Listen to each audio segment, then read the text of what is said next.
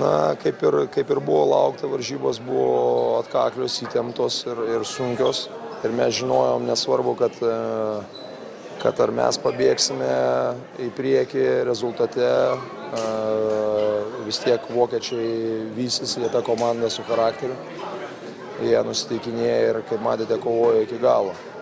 Pirmiausia, kas pavyko, aš manau, pavyko sustabdyti jų lyderį Dirką Novickį. Ir tai yra visos komandos nuopelnas, bet daugiausia turbūt prisidėjo, kas įdengė. Tai Darius Songaila pradžioje iš visų užrakino jį, o vėliau ir Paulius Jankūnas ir visi kiti, kas prisidėjo. Pradžioje ir su Keimanu ar Kamanu buvo irgi neblogai mums sekėsi tvarkytis. Kažkiek gal patys padrikiau ir taip, kaip pasakyti, per daug atsiplėšti neišėjo. Po to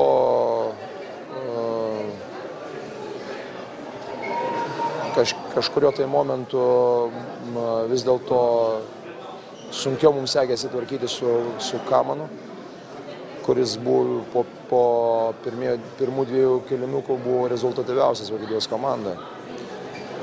Aišku, buvo labai svarbu pradėti gerai trečią kėlinį, nepaleisti, mes laukiamės, ruošiamės visokiam netikėtumams ir galvojam, kad ir zoninę gynybą pamatysime ir taip toliau ruošiamės tam, bet iš tikrųjų tik tai vieną ataką, kiek aš atsimenu.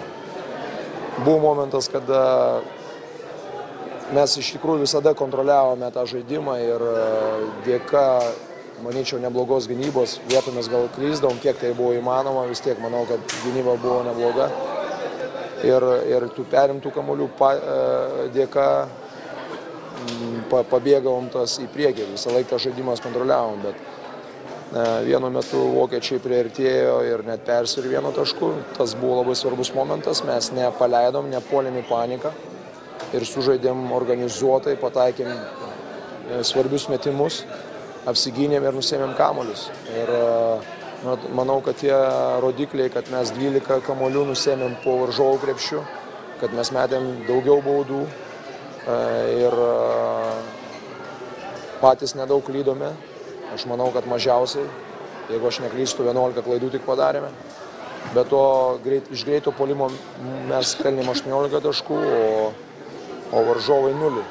Tai mums davė papildomų tų taškų ir aš manau, tie faktoriai lėmė tai, kad mes šiandien laimėjome.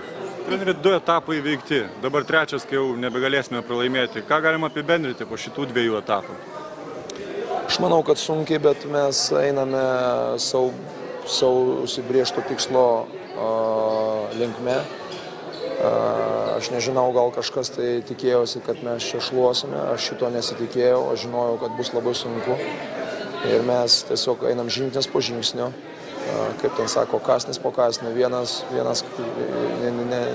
stengiamės taip ir toliau laikysimės tos taktikos. Na, manau, kad mes turėjom tikrai puikias rungtynės prieš serbus šitame etape. Manau, kad neblogas rungtynės prieš prancūzus, bet prancūzai žaidė tikrai gerai, mums šiek tiek trūko pataikymo, šiek tiek gal kažkur tai momentais tų dalykų. Gynyboje galbūt ir mes pralošėm gerai komandai. Ir šiandien aš manau, kad irgi žaidėme pakankamai gerai. Mūsų tikslas toliau stengtis ieškoti rezervų, resursų, kur mes galime pridėti ir tiesiog vėl koncentruotis ir kauptis sekančiom varžybom, kai tik sužinosime sekantį varžovą, analizuoti ir stengtis žengti vėl sekantį žingsnį.